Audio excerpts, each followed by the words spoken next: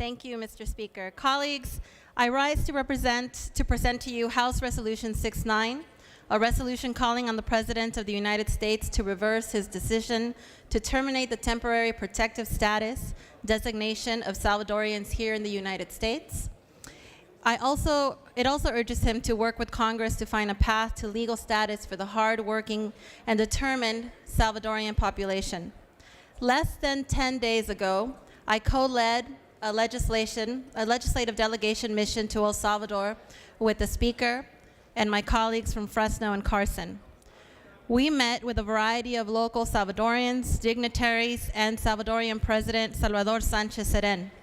We witnessed a country facing political, economic, and environmental challenges, but also a proud people full of hope for the future.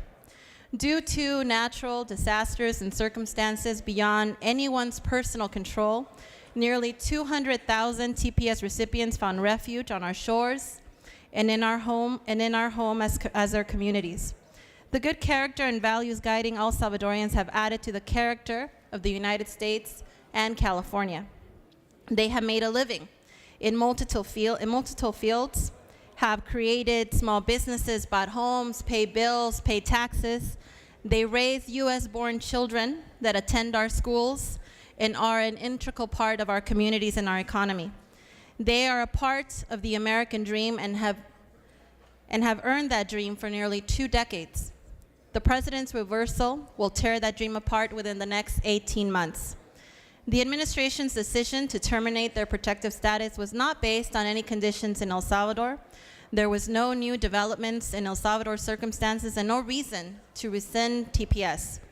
Decisions that affect hundreds of thousands of families must be thoughtful and justified, not based on prejudice or sweeping generalizations.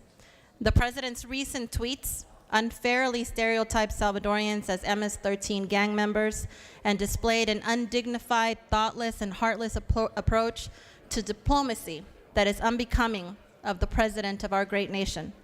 I would encourage the President to take his own trip to El Salvador and actually get to know the country and the people he is disparaging.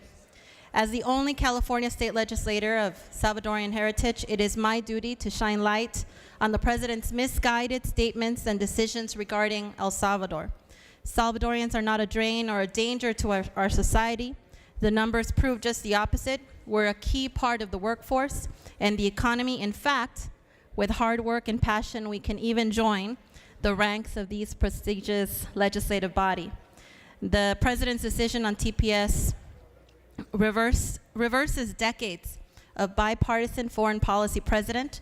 If it remains unchanged, thousands of Salvadorians will be torn from their homes and forced into hiding, and that will be a devastating blow to the principles of liberty, freedom, of which this country stands for. I strongly urge and I vote for H.R. 69 to bolster our belief in meaningful, thoughtful, diplomatic relationships, as well as California's support for our Salvadorian brothers and sisters in their fight for permanent residency.